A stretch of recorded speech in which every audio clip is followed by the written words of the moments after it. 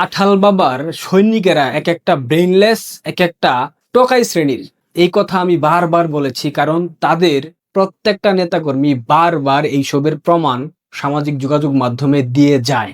বাংলাদেশ জাতীয়তাবাদী দল, বিএনপি, যুবদল, ছাত্রদল, স্বেচ্ছাসেবক দল থেকে শুরু করে বিএনপির যতগুলা সহযোগী সংগঠন, যতগুলা অঙ্গ সংগঠন আছে, প্রত্যেকটা অঙ্গ সংগঠনের শীর্ষ নেতা থেকে শুরু করে সকল পর্যায়ের নেতাকর্মী এক একটা ব্রেনলেস, এক একটা টোকাই শ্রেণীর।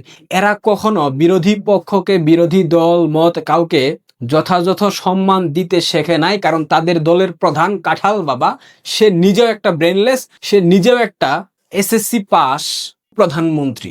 আপনারা যে বলেন বিএনপির নারী নেত্রীদেরকে সম্মান দেখানো উচিত, যখন বিএনপির কোনো নারী নেত্রীকে, ছাত্র দলের কোনো নারী নেত্রীকে নিয়ে সামাজিক যোগাযোগ মাধ্যমে নোংরামি করা হয়, অপপ্রচার করা হয়, জামাত শিবির যখন এসব করে, যখন জামাত শিবির কাঁঠাল বাবাকে নিয়ে স্লোগান দেয় ঢাকা বিশ্ববিদ্যালয় ক্যাম্পাসে 1 2 3 4 কাঁঠাল বাবার ওইটা মার, টিনের চালে কাউয়া, কাঁঠাল বাবা সা আ, তখন প্রতিবাদের ভাষা কিন্তু ছাত্রলীগ, যুবলীগ, স্বেচ্ছাসেবক লীগ, আওয়ামী লীগের মুক্তিযুদ্ধপন্থী সবাই প্রথম শুরু করে, এরপর ছাত্রদল সেখানে এসে যোগ দেয়। কিন্তু যখন ছাত্রলীগের, যুবলীগের, আওয়ামী লীগের, মহিলা আওয়ামী লীগের সকল নেতাকর্মীদেরকে নিয়ে নোংরামি করা হয়, অপপ্রচার করা হয়, তখন কিন্তু ছাত্রদলের কেউ প্রতিবাদ জানায় না। জুলাই আগস্টের সেই জঙ্গি অভ্যুত্থানের সময় যখন ঢাকা বিশ্ববিদ্যালয় থেকে শুরু করে বাংলাদেশের সকল ক্যাম্পাস থেকে ছাত্রলীগের নারী নেত্রীদেরকে শ্লীলতাহানি করা হয়, তাদেরকে ক্যাম্পাস থেকে বের করে দেওয়া হয়, তাদের গায়ে হাত তোলা হয়, তখন এই ছাত্রদলের নারী নেত্রীরা কি জঘন্যভাবে ছাত্রলীগের নারী নেত্রীদেরকে নিয়ে কুৎসা রটিয়েছে, নোংরামি করেছে, মিথ্যাচার করেছে। এদের মধ্যে অন্যতম ছিল জাতীয়তাবাদী ছাত্র দলের যুগ্ম সাধারণ সম্পাদক, কেন্দ্রীয় ছাত্রদল কিংবা ঢাকা বিশ্ববিদ্যালয় ছাত্র দলের যুগ্ম সাধারণ সম্পাদক মানসুরা আলম, যে এই মুহূর্তে বিএনপির সংরক্ষিত নারী আসনের এমপি। এই মানসুরা আলম বিগত সময়গুলোতে জঘন্য মিথ্যাচার করেছে, জঘন্য নোংরামি করেছে, কিন্তু তাকে কেউ কিছুই বলেনি। সে দিব্যি ক্যাম্পাসে ছিল, তাকে কেউ বাধা দেয়নি। সে ছাত্রলীগের সাবেক সভাপতি রেজওয়ানুল হক শুভনের লুঙ্গির নিচে, লুঙ্গির তলায় লুকিয়েছিল। মানসুরা আলম অনেক বিপ্লবী হয়ে গেছে, অনেক বড় বড় কথা বলছে, যাকে তাকে নিয়ে নোংরামি করছে, মিথ্যাচার করছে। ছাত্রলীগের কেউ কখনো, বিশেষ করে নারী নেত্রীরা, খালেদা জিয়াকে নিয়ে নোংরামি করেছে? করে নাই। তারেক রহমানের স্ত্রীকে নিয়ে নোংরামি করেছে? করে নাই। এগুলা হচ্ছে জামাত শিবিরের কাজ। জামাত শিবির বিভিন্ন অনলাইন অ্যাক্টিভিস্টের ভূমিকায় অবতীর্ণ হয়ে তারা জয় বাংলা, জয় বঙ্গবন্ধু স্লোগান ব্যবহার করে বিএনপির নারী নেত্রীদেরকে নিয়ে নোংরামি করে, মিথ্যাচার করে, জাইমা রহমানকে নিয়ে নোংরামি করে, জুবাইদা রহমানকে নিয়ে নোংরামি করে, খালেদা জিয়াকে নিয়ে নোংরামি করে, আর এইসব দায় চাপানো হয় ছাত্রলীগ, যুবলীগ, আওয়ামী লীগ এবং মুক্তিযুদ্ধপন্থী অনলাইন অ্যাক্টিভিস্ট যারা আছে তাদের উপর। তারা একবারও বিবেচনা করে না, বিচার করে না, দেখে না যে আদৌ কাজগুলো কারা করছে। জামাত শিবির, বিএনপি, ছাত্রদল, যুবদল একে অন্যের ভাই। তারা নোংরামি করবে, মিথ্যাচার করবে, এবং তাদের কাউন্টার দিতে গেলে তখন ছাত্রলীগকে প্রয়োজন হয়। যখন ছাত্রলীগের নারী নেত্রীদেরকে বলতা রাতের খাবার, অমুকের রাতের খাবার, ইনানের রাতের খাবার, সাদ্দামের রাতের খাবার, তখন খুব মজা লাগতো, তাই না? আর এখন যখন মানসুরা আলমদেরকে নিয়ে নোংরামি করা হয়, জামাত শিবির নোংরামি করে, যখন আমরা সেটার প্রতিবাদ জানাই না, তখন সুশীলতা একদম মাথা থেকে পা পর্যন্ত বেয়ে বেয়ে পড়ে। তা মানসুরা আপা, তুমি তো দীর্ঘ 16 বছর বিরোধী দলে ছিলা, বিশাল ত্যাগী নেত্রী, কদিন তুমি জেল খেটেছ মানসুরা আপা? ছাত্র দলের যুগ্ম সাধারণ সম্পাদক হবার কারণে তোমাকে কদিন জেলের অন্ধকার কক্ষে থাকতে হয়েছে বলতে পারবা? পারবা না। হয়তো তোমরা ক্যাম্পাসে স্বাভাবিক রাজনৈতিক প্রক্রিয়ায় অংশ নিতে পারোনি, কিন্তু তোমাদেরকে পুলিশ দিয়ে কখনো হেনস্থা করা হয়নি, তোমাদেরকে কখনো গায়ে হাত তোলা হয়নি, তোমাদেরকে কখনো মবের শিকার বানানো হয়নি, কিন্তু তোমরা ঠিকই করেছো। তোমরা ছাত্রলীগের সাবেক যুগ্ম সাধারণ সম্পাদক বেনজির হোসেন ঋষিকে প্রায় 2 বছর যাবৎ আটকে রেখেছো, তার জামিন তোমরা দিচ্ছ না। ঢাকা বিশ্ববিদ্যালয়ের শামসুন নাহার হলের সভাপতি উর্মি, তাকে 2 বছর যাবৎ আটকে রেখেছো, কিন্তু জামিন দিচ্ছ না। ইডেন কলেজের সভাপতি রিভা 2 বছরের বেশি কারাবন্দী, জামিন হচ্ছে না। কেন হচ্ছে না? কেন হচ্ছে না? ইভেন বদরুন নেসার, একজন ছাত্রলীগের নেত্রীকে তোমরা হত্যা করেছো রাতের আধারে। এইসব গত 15 বছরে আওয়ামী লীগের শাসনামলে তোমাদের দেখতে হয়েছিল? তোমাদের কোন নেতাকর্মীকে ঢাকা বিশ্ববিদ্যালয়ের ইডেন কলেজের, বদরুন্নেসা কলেজের হত্যা করা হয়েছিল? কোন নারী নেত্রীকে দিনের পর দিন কারাগারে আবদ্ধ করে রাখা হয়েছিল শুধুমাত্র রাজনৈতিক মতবিভেদের জায়গা সৃষ্টি করে? হয়নি। তুমি এখন অতি বিপ্লবী সেজে গেছো, তুমি যাকে তাকে নিয়ে নোংরামি করছো। যেই মুক্তিযুদ্ধের পক্ষে কথা বলবে, যেই স্বাধীনতার পক্ষে কথা বলবে, যে দেশের স্বাধীনতা সার্বভৌমত্বের পক্ষে কথা বলবে, তোমরা তাদেরকে নিয়ে নোংরামি করবা। জুলাই আগস্টের সেই জঙ্গি অভ্যুত্থানের সময় আলো আসবেই নামে একটা সাংস্কৃতিক অঙ্গনের কর্মীদের গ্রুপ ছিল।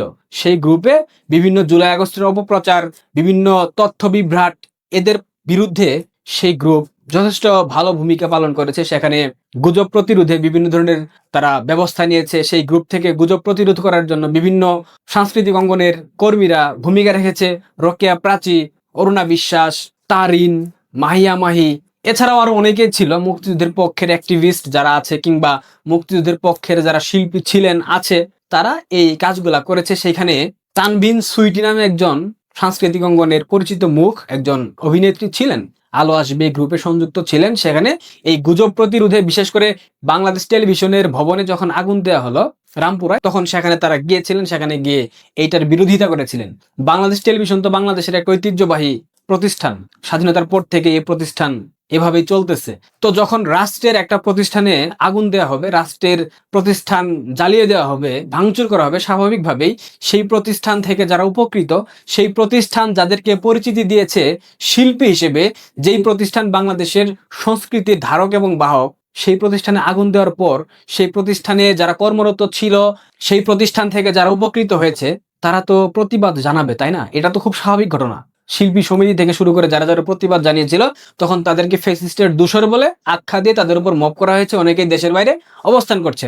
সেদিন তানভিন সুইটি সামাজিক যোগাযোগ মাধ্যম ফেসবুকে একটা স্ট্যাটাস দিয়েছিলেন। স্ট্যাটাসটা আমি আপনাদেরকে পড়ে শোনাই।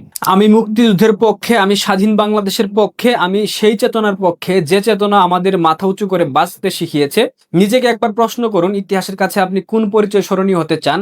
ক্ষণিকের বিভ্রান্তি ও ষড়যন্ত্রের অংশ হয়ে, নাকি দেশ স্বাধীনতা ও মুক্তিযুদ্ধের চেতনাকে ধারণ করে সম্মানের সঙ্গে বেঁচে থাকতে? মতের ভিন্নতা থাকতে পারে, কিন্তু ইতিহাস, সত্য এবং দেশের প্রতি দায়বদ্ধতার প্রশ্নে আমাদের প্রত্যেকেরই নিজের বিবেকের কাছে জবাবদিহি আছে। সিদ্ধান্ত আপনার, কিন্তু ইতিহাস একদিন সবার অবস্থান মনে রাখবে। আচ্ছা, উনার এই স্ট্যাটাসে উনি কোথাও আওয়ামী লীগের নাম উচ্চারণ করেছেন? উনি কোথাও বলেছেন উনি আওয়ামী লীগের পক্ষে স্ট্যাটাস দিয়েছেন? কিংবা উনার এই স্ট্যাটাসে কোনো শব্দ চয়নে কোথাও লেখা আছে তানভিন সুইটি স্বৈরাচারের দালালি করছেন, ফেসিস্টের দালালি করছেন? করেন নাই। কিন্তু একজন নারী হয়ে আরেকজন নারীকে কিভাবে অসম্মান করতে হয়, মানসুরা আলমরা এই শিক্ষা এই প্রজন্মকে দিয়ে যাচ্ছে। এটার ফলাফল কিন্তু ভবিষ্যতে ভালো হবে না। মানসুরা আলম তার এই স্ট্যাটাস শেয়ার করে লিখেছে, কিন্তু তোমাকে যারা ফলো করতো সবাই তো প্রায় বৃদ্ধ, যে কাজ করে ভাত খাইতা সেটাও তো আর করার সামর্থ্য নাই। ইন্ডাস্ট্রি তোমাদের চেয়ে হাজার গুণ প্রতিভাবান তরুণদের গ্রহণ করেছে।